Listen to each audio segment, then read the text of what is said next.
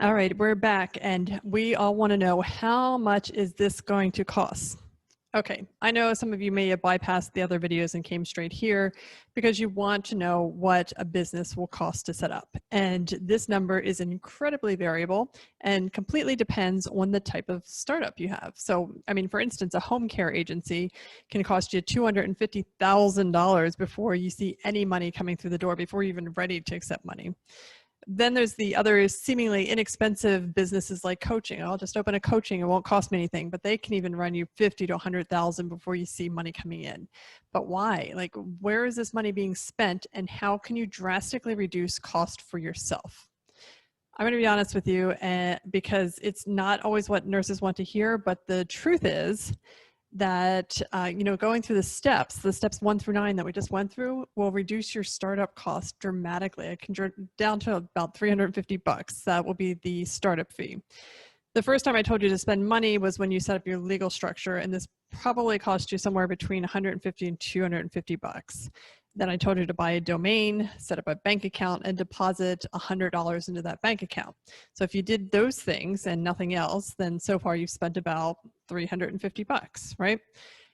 After those first couple of things, the next things that you're going to spend your money on are going to be coaching, which could run anywhere from $2,500 to $5,000 plus.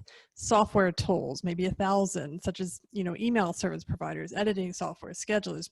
Then printing expenses can cost you about $500. Marketing advice, $2,500 to $5,000. Websites, designs, photo shoots, these can each cost $1,000. Equipment for social media, about $250. These are basic expenses that everybody has in the beginning. And in just that short listing, we've already spent almost $10,000. Maybe you think you can do it for much less, and you probably can, but it comes at the cost of your time.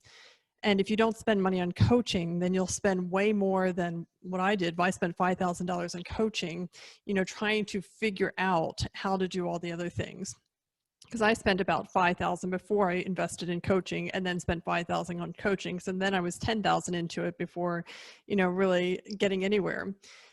Software expenses, they're going to run you at least $50 a month, right? Just for email software provider and those kind of software tools. And that's about $600 a year, right? So it's amazing. It's amazing where the money goes and you don't even realize it. And you think you can do it faster and easier, like building your own website on Wix or GoDaddy. And while those are easy to swap out images and get the text up, it's hard to make it look good or to be functional.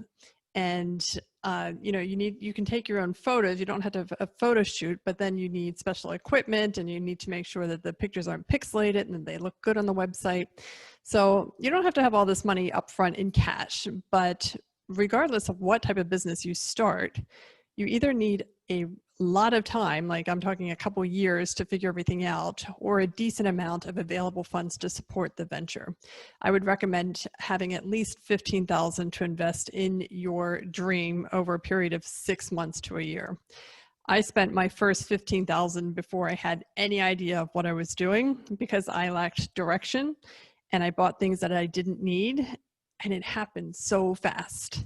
So if you're in the email course, I share my list of things that I spent $15,000 on. And the truth is, there are very few things on that list that I would recommend you spending your money on. And to be honest, I spent money on websites a couple of times. So spent twice as much as I needed to. But some of the major things that I ended up spending on were courses, and the courses, I mean, they're $1,000, $1,500, $2,000. I spent, a couple $100 on legal, just paperwork and stuff. The coaching services, again, the website cost me $2,500 to almost $3,000 just to get it set up. All the pieces of it that needed to be set up, the funnel, the pictures, the copy. Then I had to redo everything because I didn't do it right the first time. So it became very expensive very quickly. And you can see through my list a couple things like public relations, that kind of stuff. I didn't really need that. Maybe I spent way more money on photography than I needed to. I didn't know what I was doing when I first got started. So that's why I didn't have any I didn't have a range of what was an acceptable amount of money to spend on things. Then I bought a lot of software tools that I really never used. And while they weren't expensive, all this stuff adds up, and it adds up quickly. So 50 bucks here, 20 bucks there, 80 bucks there becomes 1,000, 2,000 very, very easily. And one of the last things I spent money on was equipment. So I needed, this microphone was something that I bought early on. I bought a camera, I bought software, editing software, video editing software, which is actually, it was a great, great buy because, and an investment of my time, because I save a lot of time editing my own videos because I know how to, as opposed to having to send it out to a video editor. And I can certainly get things done very quickly on my own time frame and not have to worry about, oh, can you get this done in the next 3 days? And is it going to cost me several $100s to get it done? So that kind of stuff is definitely worth investing your money in. But the software itself, they tend to be yearly licenses and stuff. So it does add up, and it adds up quickly. And the $10 a month here, $20 a month there, that adds up very quickly as well. So just things to consider, because even a coaching business, which seems like on the outset has zero overhead, can be very, very expensive. But with my list of things that I did, you can check it out and maybe you'll make better choices. Hopefully you did. But when you scrutinize the list of what I spent my money on, it all just went so quickly and just literally within a few months. And I didn't buy a lot of things, but some things are just expensive. And because I didn't really know what I needed at the time, everything carried the same weight in terms of importance. Like public relations and photography and website all had the same weight. I spent a lot of money on, like I said, the website design because I purchased it before I knew what I wanted. My first website setup was for about $1,500, only to come to find out that it wasn't set up the right way with the right funnels and the right this, that, and the other.